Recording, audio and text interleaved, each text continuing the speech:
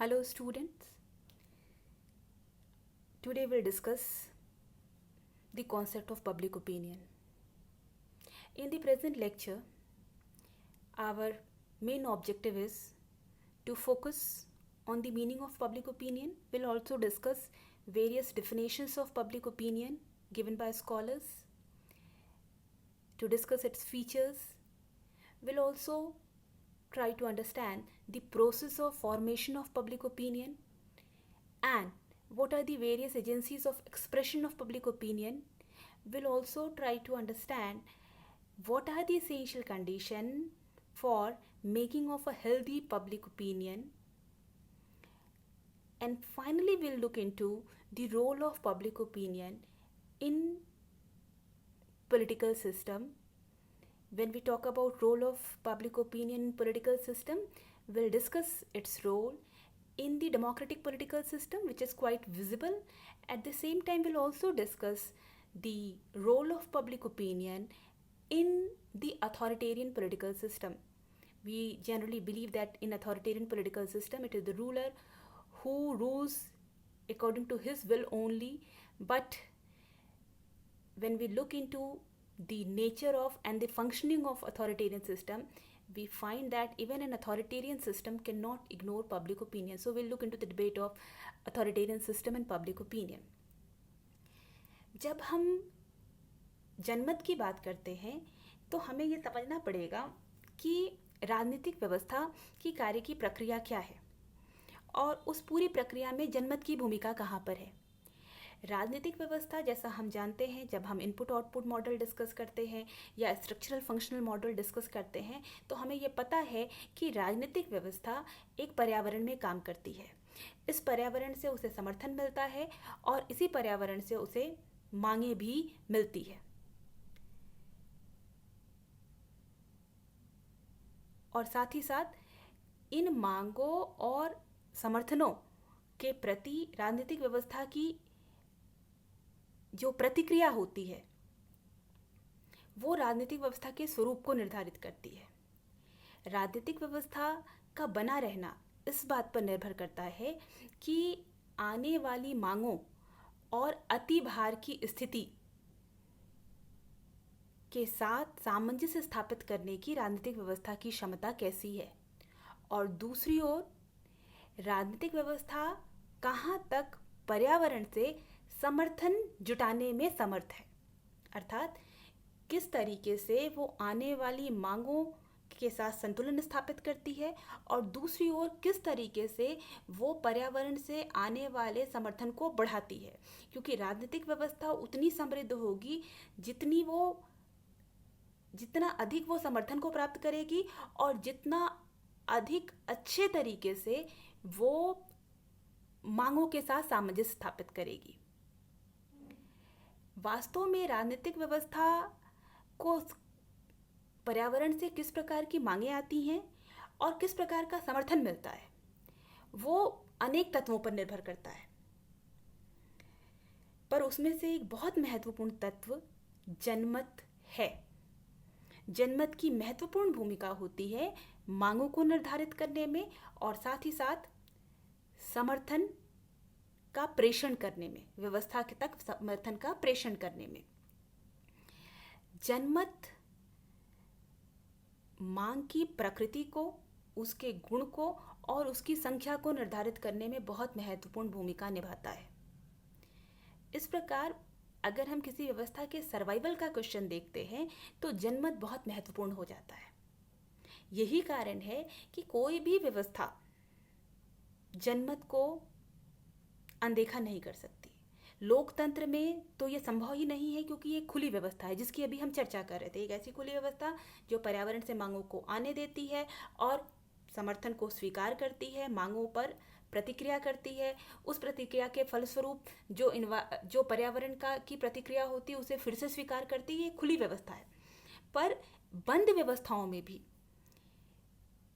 जनमत को अनदेखा नहीं किया जा सकता। तो इस रूप में हमें पहले ये समझना आवश्यक है कि जनमत का अर्थ क्या होता है, और जनमत का अर्थ समझने के पहले हमें जन का अर्थ समझना होगा। सामान्य अर्थों में जब हम जन शब्द का प्रयोग करते हैं तो ऐसा लगता है ये व्यक्तियों का एक समूह होगा, पर यहाँ हम जन की विशिष्ट अर्थ को समझने का प्रयास करेंगे। सामान्य रूप से जन एक व्यक्तियों का एक बड़ा समूह, जिसके लिए ये ज़रूरी नहीं है कि वो एक ही भौगोलिक क्षेत्र में हो, और न तो उनके बीच में, उन व्यक्तियों के बीच में निकटतम संबंध होना आवश्यक है, और न तो उनके जन की जो चरित्र है या जन की जो प्रकृति है वो सजातीय होना आवश्यक है। जन किसी विषय पर भिन्न भिन्न दृष्टि रख सकता है, अर्थात जन व्यक्तियों का एक समूह है। अगर हम कुछ परिभाषाओं को देखें तो यंग ने ये कहा कि जन से आशय व्यक्तियों के एक ढीले ढाले समूहीकरण से है, जिनका एक सामूहिक हित है। ये बहुत महत्वपूर्ण है। एक सामूहिक हित को लेकर व्यक्तियों का जो समूह जुड़ता है, वो जुड़ाव बहुत संगठित होने की आवश्यकता नहीं है। एक सामान्य हित के इर्द गिर्द व्यक्तियों का जो समूह खड़ा होता है उसे जन कहते हैं। यंग ने ऐसा माना। एंडरसन और पार्कर ने जन को परिभाषित करते हुए ये माना कि ये व्यक्तियों का एक असंगठित समूह है जो किसी ऐसे मुद्दे से सरोकार रखते हों जिनको लेकर उनका मत भिन्न भिन्न हो सकता है। व्यक्तियों का समूह जो किसी एक ऐसे विषय से संबंध रखते हैं, ये आवश्यक नहीं है कि उस विषय पर उन सबका मत एक ही हो। तो अभी तक हमने जन को जितना समझने का प्रयास किया उसके दो पक्ष हैं। एक सामूहिक हित से उनका जुड़ाव, उस सामूहिक हित के प्रति उनकी भिन्न भिन्न प्रतिक्रियाएं हो सकती हैं, और व्यक्तियों का समूह। ये याद रखना आवश्यक है कि जन और भीड़ हालांकि दोनों व्यक्तियों का समूह है, पर जन में एक प्रकार की सामूहिकता है जो भीड़ में नहीं है। और जब हम भीड़ शब्द का इस्तेमाल करते हैं तो सामान्य रूप से हम विवेकहीन गतिविधि के रूप में करते हैं, इसलिए हम जन और भीड़ ये दो अलग शब्द हैं, ये हमें ध्यान में रखना होगा। अब दूसरा पक्ष मत। मत से क्या अर्थ है? तो मत को लेकर हम कह सकते हैं किसी विषय पर हमारी दृष्टि, किसी विषय पर हमारा दृष्टिकोण, किसी विषय को लेकर हमारा मूल्यांकन। मत का एक विशिष्ट अर्थ भी हो सकता है। वेबस्टर डिक्शनरी मत को परिभाषित करते हुए कहती है ये एक राय, एक निर्णय या एक मूल्यांकन। किस चीज़ के लिए? किसी विशिष्ट विषय को, किसी विशिष्ट विषय पर व्यक्ति की राय, उसका निर्णय या मूल्यांकन जो को हम मत कह सकते हैं। यंग मत की परिभाषा को और स्पष्ट करते हैं और स्पष्ट तरीके से बताते हैं कि मत को हम इस रूप में परिभाषित कर सकते हैं कि ये किसी विषय पर मात्र एक धारणा से बढ़कर कुछ है, और दूसरी ओर पर्याप्त प्रमाण के आधार पर जो किसी विषय के संदर्भ में जो ज्ञान निर्मित किया जाता है उससे थोड़ा कम है। वास्तव में मत किसी भी विषय विशेष पर एक दृष्टिकोण हो सकता है। अब हम देखेंगे जनमत से क्या अर्थ है। सामान्य रूप से हम कह सकते हैं कि जनमत का अर्थ है कि किसी सामान्य विषय पर, सामान्य हित के सामान्य विषय पर लोगों द्वारा अभिव्यक्त किया गया मत। डिक्शनरी ऑफ मास कम्युनिकेशन जनमत को परिभाषित करते हुए कहती है कि जनमत किसी समूह के व्यक्तियों का ऐसा मत है जो किसी विशिष्ट विषय को ध्यान में रखते हुए दिया गया हो। जनमत निर्माण की प्रक्रिया व्यक्तियों के दृष्टिकोण, उनके विश्वास के बीच में जो अंतःक्रिया होती है, उससे जनमत निर्माण की शुरुआत होती है। यानी जनमत निर्माण की प्रक्रिया की शुरुआत का जो केंद्रीय बिंदु है वो व्यक्ति है, जिसके अपने विचार हैं, अपना दृष्टिकोण है, और वो किसी विशेष विषय को विशेष दृष्टिकोण से देखता है। विभिन्न व्यक्ति जिनके अलग अलग दृष्टिकोण हैं, उनके इन विशेष दृष्टिकोणों के बीच में जो अंतःक्रिया होती है, वहाँ से जनमत के निर्माण का प्रारंभ होता है। यानी व्यक्ति से समूह में, व्यक्ति के मत से समूह के मत में रूपांतरण की प्रक्रिया। जिन्सबर्ग जनमत को परिभाषित करते हुए कहते हैं कि किसी समुदाय में विचारों और निर्णयों का समूह जो कुछ हद तक निश्चित रूप से निर्मित किया गया हो, जिसमें कुछ स्थायित्व हो,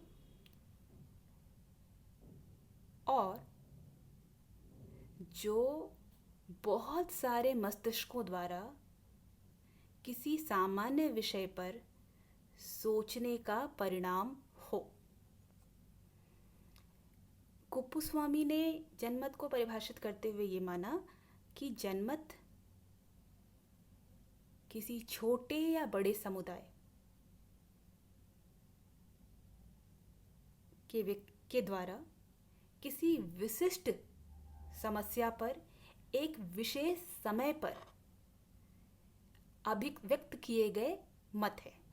किसी व्यक्तियों के किसी विशिष्ट छोटे या बड़े समुदाय द्वारा किसी समस्या विशेष पर एक विशेष समय पर अभिव्यक्त किए गए मत का समूह है।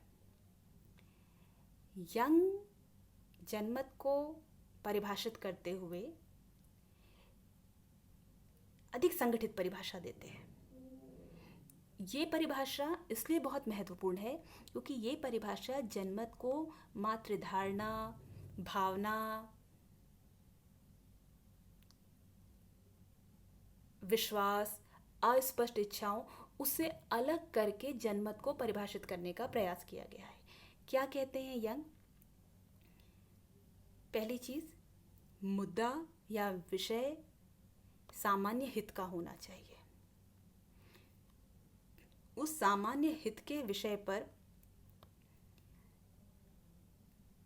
तार्किक सार्वजनिक चर्चा हो,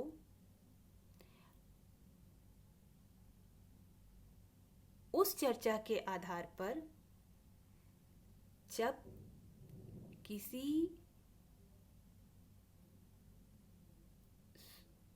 स्वचेतन समूह द्वारा एक सामाजिक निर्णय लिया जाता है, उसे जनमत कहते हैं। इसको फिर से समझने की आवश्यकता है। एक स्वचेतन समूह जो अपने हितों को लेकर चैतन्य है, जब वो किसी विशेष समस्या पर सार्वजनिक चर्चा करता है, उस चर्चा के परिणाम में जो निर्णय निकल कर आता है, यंग के अनुसार वो जनमत है। आप देख सकते हैं ये परिभाषा जनमत में विवेक के तत्व के महत्व को स्थापित कर रही है। ब्राइस ने जनमत को परिभाषित करते हुए कहा है कि जनमत समाज पर प्रभाव डालने वाले अथवा उसके हितों से संबंधित प्रश्नों के विषय में मनुष्यों की जो धारणाएं होती हैं, उन्हीं के योग के अर्थ में इस शब्द का प्रयोग किया जाता है। क्या महत्वपूर्ण है? समाज पर प्रभाव डालने वाले या उसके हितों से संबंधित प्रश्न, व्यक्तिगत हित के प्रश्न नहीं, जिनका सामूहिक महत्व है, उसको लेकर जो व्यक्तियों की धारणाएं होती हैं, उसका जो योग है, उसको जनमत कह सकते हैं। ये जितनी भी परिभाषाएं हमने देखी उसके आधार पर एक बात स्पष्ट है, जनमत में विषय सामूहिक हित का होना चाहिए,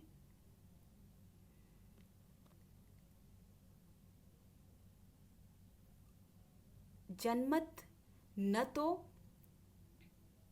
सबका मत है, न तो केवल थोड़े से लोगों का मत है, और यहाँ तक कि जनमत बहुमत का मत भी नहीं है।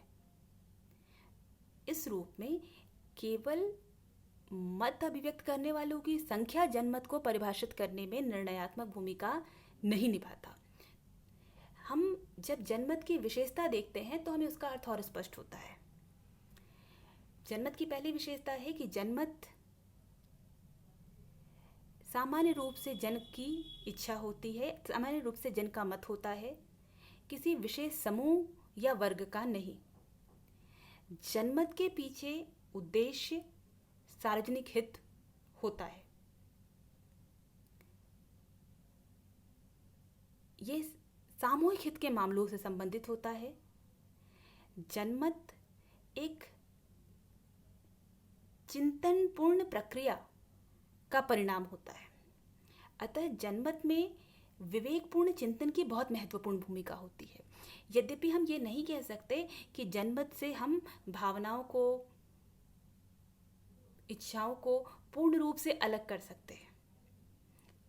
इनकी भूमिका जनमत निर्माण की प्रक्रिया में होती है, किंतु बहुत महत्वपूर्ण है कि इस प्रक्रिया में विवेकपूर्ण चिंतन बहुत महत्वपूर्ण स्थान रखता है। ये विवेकपूर्ण चिंतन ही है जो जनमत में स्थायित्व का तत्व लाता है। स्थायित्व के तत्व से क्या अर्थ है? अगर किसी विषय को लेकर आपके विश्वास रोज बदल रहे हैं तो उस बदलते हुए विश्वास को हम जनमत नहीं कह सकते, क्योंकि जनमत तार्किक चिंतन के फलस्वरूप उत्पन्न होता है, अर्थात उसमें स्थायित्व का तत्व होगा। पर इसका मतलब ये बिल्कुल भी नहीं है कि जनमत में परिवर्तन नहीं होता। जनमत स्टैटिक नहीं है, उसमें स्टेबिलिटी का एलिमेंट है। जनमत जो कि सामाजिक संदर्भ से निकल कर आता है, उसका एक सांस्कृतिक संदर्भ होता है। ऐसी स्थिति में जनमत पर समाज विशेष के जो मूल्य व्यवस्थाएं हैं, जो उनके आदर्श हैं, उसका बहुत अधिक प्रभाव पड़ता है। क्यों? क्योंकि किसी विषय विशेष पर जब हम राय बनाते हैं, वो उचित है या अनुचित है या क्या होना चाहिए, तो उस पर हमारे मूल्य व्यवस्था बहुत महत्वपूर्ण भूमिका निभाती है। किसी निर्णय को, सरकार के किसी निर्णय को सही या गलत ठहराने में इन मूल्य व्यवस्थाओं की भूमिका बहुत महत्वपूर्ण होती है।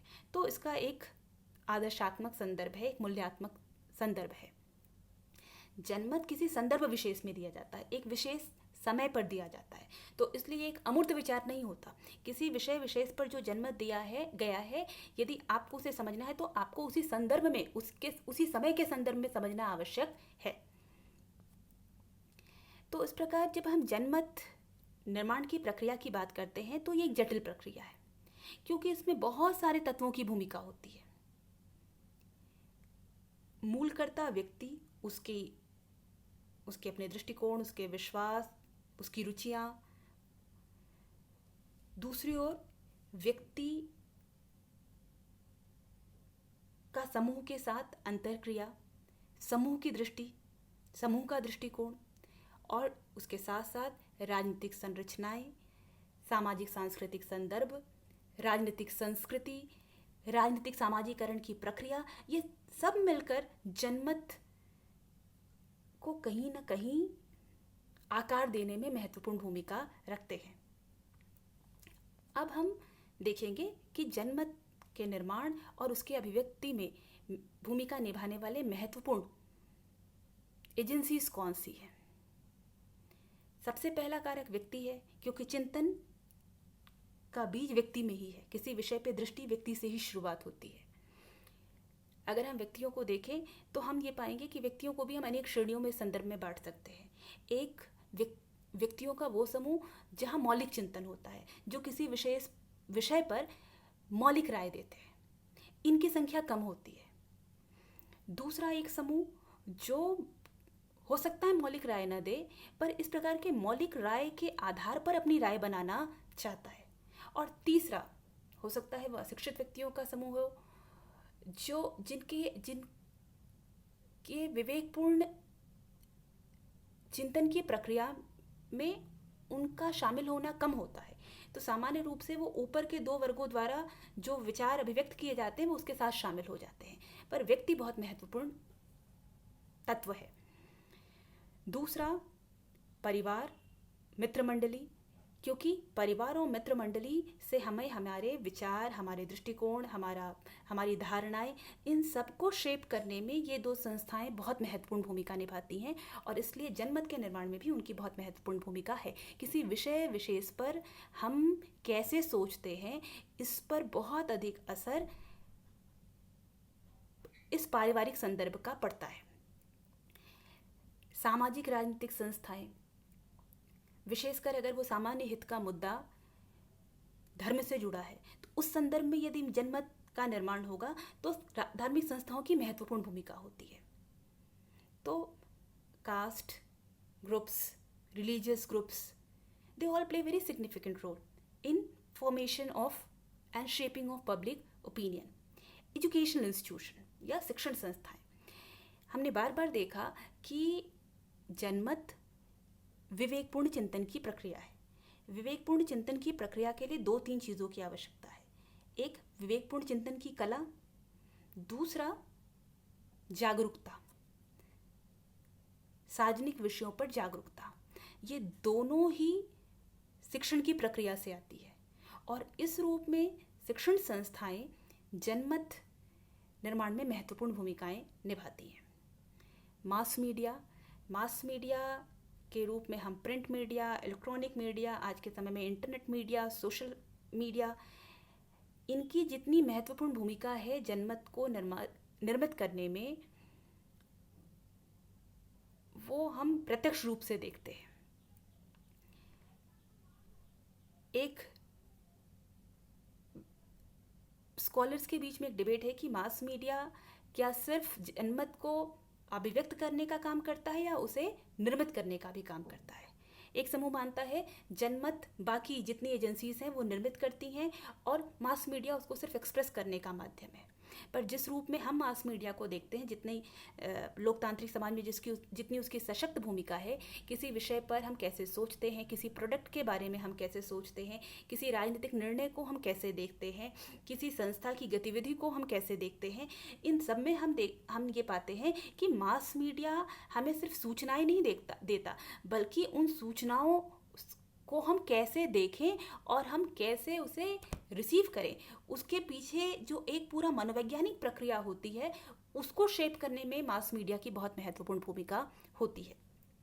तो संभवतः आज के समय लोकतांत्रिक दौर में जो सबसे महत्वपूर्ण एजेंसी है जनमत निर्माण में, वो मास मीडिया है। उसके बाद राजनीतिक दल और दबाव समूह। राजनीतिक दल किसी विषय विशेष पर, क्योंकि उन्हें लोगों का समर्थन चाहिए, लोगों पर इसके समर्थन पाने के लिए उन्हें लोगों की राय बनानी होती है। और लोगों की राय बनाने के लिए राजनीतिक दल की भूमिका कैसी होती है? किसी भी सरकार के निर्णय, किसी भी नीति, उन पर अनेक प्रकार की सूचनाएं प्रदान करना और संग में उन सूचनाओं को देखना और उसकी व्याख्या, उसका विश्लेषण प्रस्तुत करना, जिससे हम किसी विषय विशेष को समझते हैं। ऐसी ही भूमिका दबाव समूह की भी होती है। हालांकि दबाव समूह का संदर्भ राजनीतिक दल की अपेक्षा थोड़ा सिमटा हुआ होता है। विधायिका सभाएं, आप ये स्वीकार करेंगे कि विधायिका सभाओं में जो चर्चाएं होती हैं किसी भी विषय विशेष पर, उनके विभिन्न पक्ष और विपक्ष पे, वो हमें वो सूचनाएं और वे अलग अलग पक्ष जब एक साथ हमारे पक्ष सामने होते हैं, तो हमें किसी भी विषय विशेष पर अपना मत निर्मित करना सरल होता है। तो विधायिका सभाओं की बहुत महत्वपूर्ण भूमिका है। उसके अलावा सरकार अपनी योजनाओं के संदर्भ में, अपनी नीतियों के संदर्भ में, क्योंकि सरकार को समर्थन की आवश्यकता है, इस समर्थन की आवश्यकता के लिए सकारात्मक जनमत का होना आवश्यक है और सरकार उसके लिए प्रयास करती है। अब हम देखेंगे कि एक स्वस्थ जनमत का अर्थ क्या है? स्वस्थ जनमत का अर्थ है ऐसा जनमत जो सामान्य हित के विषय पर जन कल्याण की भावना से प्रेरित हो, न कि किसी संकीर्ण हित की भावना से प्रेरित हो। वास्तव में जनमत हम उसको ही कहते हैं। अब स्वस्थ जनमत के निर्माण के लिए आवश्यक स्थितियां क्या हैं? पहला, विचार अभिव्यक्ति की स्वतंत्रता। यदि ये स्वतंत्रता नहीं है तो फिर जनमत के निर्माण का प्रश्न ही नहीं उठता। दूसरा, अच्छी शिक्षण व्यवस्था, क्योंकि हमने अभी अभी देखा जनमत के लिए आवश्यक है विवेकपूर्ण चिंतन की प्रक्रिया हो। ये विवेकपूर्ण चिंतन की जो प्रशिक्षण होता है वो शिक्षण व्यवस्था में ही होता है, जिसको हम कहते हैं एक साइंटिफिक टेम्पर, जो किसी भी विषय पर विवेकपूर्ण दृष्टि से, रैशनल दृष्टिकोण से सोच पाए, संकीर्ण हितों से परे, भावनाओं से परे। ये क्षमता शिक्षण संस्था के द्वारा ही दी जा सकती है। तो ऐसी शिक्षण संस्था जो विचार करने के लिए, जो विचार की अभिव्यक्ति की स्वतंत्रता दे, उस प्रक्रिया में आपको शामिल करे, तो ऐसी शिक्षण व्यवस्था एक सशक्त जनमत का निर्माण करती है। अभी अभी हमने मास मीडिया की भूमिका की बात की। मास मीडिया की जनमत निर्माण में बहुत महत्वपूर्ण भूमिका है। उसको लेकर बहुत सारे विवाद भी हैं, जिसकी हम बाद में चर्चा करेंगे। पर स्वस्थ जनमत के लिए आवश्यक है कि मास मीडिया पूर्ण रूप से पूर्वाग्रह मुक्त हो, निष्पक्ष हो, जो किसी भी विषय पर हमारी राय स्वस्थ तब बनती है जब हमें किसी भी विषय के सभी पक्ष पता होते हैं। मास मीडिया ही वो माध्यम है जो किसी भी विषय के प्रत्येक पक्ष को हमारे पास रख सकती है। यदि मास मीडिया ये काम करे कि वो उसके कुछ पक्षों को तो रखे और बाकी पक्षों को न रखे, तो वो जनमत मैनिपुलेटेड, छल योजित जनमत होगा। तो इसलिए स्वस्थ जनमत के लिए मास मीडिया का निष्पक्ष होना आवश्यक है। उसके बाद ये आवश्यक है, जब हम बार बार कह रहे हैं सामूहिक हित, सामान्य हित, जन कल्याण, इन सब के लिए आवश्यक है कि जो राष्ट्रीय उद्देश्य हो उसको लेकर सहमति हो। पूर्ण सहमति किसी भी राजनीतिक समाज में संभव नहीं है, किंतु जो व्यापक लक्ष्य हैं उसको लेकर सहमति होना आवश्यक है। तभी हम सामूहिक हित, सार्वजनिक हित की किसी भी विमर्श की बात कर सकते हैं। उसके बाद राजनीतिक दल, बहुत महत्वपूर्ण भूमिका है इनकी जनमत के निर्माण में। पर यदि राजनीतिक दल संकीर्ण हित से प्रेरित होकर जनमत को छल योजित करने का प्रयास करते हैं या उसको मैनिपुलेट करने का प्रयास करते हैं, तो फिर जनमत स्वस्थ नहीं हो सकता।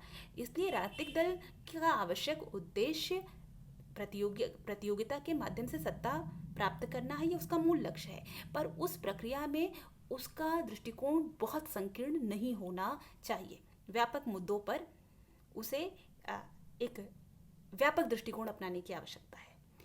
उसके बाद जो बहुत महत्वपूर्ण है वो है डायलॉग की संस्कृति या संवाद की संस्कृति, जहां मतों का आदान प्रदान, विचार विमर्श को सहजता से स्वीकार किया जाए। ऐसी स्थिति में ही स्वस्थ जनमत का निर्माण होता है। और इन सब के लिए बहुत आवश्यक है, यदि समाज में विविधताएं होती हैं, भिन्नताएं भी होती हैं, पर यदि समाज में विभेद बहुत अधिक हो जाए, तो फिर सामूहिक हित की दृष्टि में यदि शिक्षा का विभेद बहुत अधिक हो जाए, धनी और निर्धन के बीच की दूरी बहुत अधिक हो जाए, तो ऐसे व्यापक विषमताओं में सामान्य हित की दृष्टि से सोचना संभव नहीं है। अब हम देखेंगे जनमत की भूमिका क्या है लोकतंत्र में उसकी भूमिका बहुत स्पष्ट है। सबसे महत्वपूर्ण है, जनमत ही वो कारक है जो उत्तरदायी सरकार को सुनिश्चित करता है। क्योंकि लोकतंत्र में हम चुनाव के समय जब सरकार चुनकर आती है, तो एक चुनाव से दूसरे चुनाव के बीच सरकार को नियंत्रित करने वाला जो तत्व होता है वो जनमत ही होता है। उस अवधि के दौरान सरकार को हटाने की कोई प्रक्रिया, संवैधानिक प्रक्रिया हो सकती है, पर प्रत्येक दिन प्रतिदिन के कार्यों में जनमत निरंतर सरकार को रोकने और उसके दायित्व को सुनिश्चित करने का काम करता है। उसी प्रकार जनमत किसी नीति के संदर्भ में, सरकार की कार्य की प्रक्रिया के संदर्भ में, जनमत ही वो कारक है जो सुशासन, सुशासन से अर्थ क्या है? ऐसा शासन जहाँ अकाउंटेबिलिटी हो, एफिशिएंसी हो और ट्रांसपेरेंसी हो। ये तीनों कारक सुनिश्चित करने का काम जनमत का ही होता है। जनमत ही वो है जो सार्वजनिक कल्याण को प्रोत्साहित करता है, ऐसी नीतियों के लिए बल देता है जो सार्वजनिक कल्याण में हो। व्यक्ति के अधिकार, व्यक्ति की स्वतंत्रताओं की रक्षा संवैधानिक तंत्र है, वो रक्षा करने का कार्य करता है। पर बहुत महत्वपूर्ण भूमिका होती है जनमत की व्यक्ति और समूहों के अधिकार की सुरक्षा करने में। और दबाव समूह और राजनीतिक दल, ये दोनों ही अपनी गतिविधियों, अपने कार्य की शैली, अपने मुद्दों को चुनते वक्त जनमत को अनदेखा नहीं कर सकते। अगर इनकी भूमिका ये बहुत नकारात्मक भूमिका अपनाते हैं तो जनमत उसे रोकने का काम कर सकता है। पर दूसरी ओर ये भी ध्यान दिया जा सकता है कि कभी अगर इनका ढांचा बहुत सशक्त है तो वो जनमत को मैनिपुलेट भी कर सकते हैं। ये बात तो थी जनमत की लोकतंत्र में भूमिका पर जनमत, जैसा मैंने पहले ही कहा था कि जनमत की सर्वाधिकारवादी व्यवस्था या निरंकुश व्यवस्था में भी अपनी भूमिका होती है। सर्वाधिकारवादी व्यवस्था भी बहुत लंबे समय तक और शक्ति के बल पर नहीं चल सकती, उसे जनता का समर्थन चाहिए। वास्तव में जब जनता का समर्थन कम मिलता है तो व्यवस्था को अपने आप को बनाए रखने के लिए अधिक शक्ति का प्रयोग करना होता है। पर जब जनमत सकारात्मक हो जाता है तो व्यवस्था को कम एफर्ट की आवश्यकता होती है। इसीलिए राजनीतिक व्यवस्था निरंकुश व्यवस्थाओं में भी जनमत को मैनिपुलेट करने की कोशिश करती है। वास्तव में यदि हम देखें तो ऐसी व्यवस्थाओं में दो प्रकार के जनमत दिखते हैं। एक तो वास्तविक जनमत, जो व्यवस्था विरोधी हो सकता है पर उसे विचार अभिव्यक्ति की स्वतंत्रता को बाधित करके उस वास्तविक जनमत को दबाकर रखने की कोशिश की जाती है। और दूसरी ओर सरकार अपने सारे कार्यों को सकारात्मक रूप से प्रस्तुत करके, इस रूप में प्रस्तुत करके कि जो निरंकुश शासक है वो जनहित में कार्य कर रहा है, उसकी एक तरह की हीरो वर्शिप करके एक विशाल व्यक्तित्व का विमर्श खड़ा करके वो जनमत को छल योजित करने का प्रयास करते हैं या मैनिपुलेट करने का प्रयास करते हैं। इस तरह का जो जनमत होता है जो सरकार के द्वारा निर्मित किया जाता है सरकार को बनाए रखने के लिए, उसको हम छल योजित जनमत कह सकते हैं। तो इस प्रकार हमने देखा कि जनमत, चाहे वो लोकतंत्र हो, चाहे वो सर्वाधिकारवादी व्यवस्था हो, जनमत को अनदेखा नहीं किया जा सकता। जनमत की राजनीतिक व्यवस्था में सबसे महत्वपूर्ण भूमिका होती है। ये बहुत महत्वपूर्ण है कि एक ओर तो जनमत राजनीतिक व्यवस्था, राजनीतिक संस्कृति के द्वारा कहीं ना कहीं उसे आकृति दी जाती है। यानी जैसी हमारी राजनीतिक संरचना है, जैसी हमारी राजनीतिक संस्कृति है, वो सब मिलकर जनमत का स्वरूप निर्धारित करते हैं। किंतु दूसरी ओर स्वयं राजनीतिक व्यवस्था का स्वरूप जनमत के द्वारा निर्धारित होता है। तो इस प्रकार आज के लेक्चर में हमने जनमत का अर्थ, जनमत की परिभाषाएं, जनमत की विशेषता, स्वस्थ जनमत के लिए आवश्यक स्थितियां, जनमत के निर्माण की प्रक्रिया और महत्वपूर्ण अभिकरण और साथ ही साथ जनमत की भूमिका को समझने का प्रयास किया। धन्यवाद।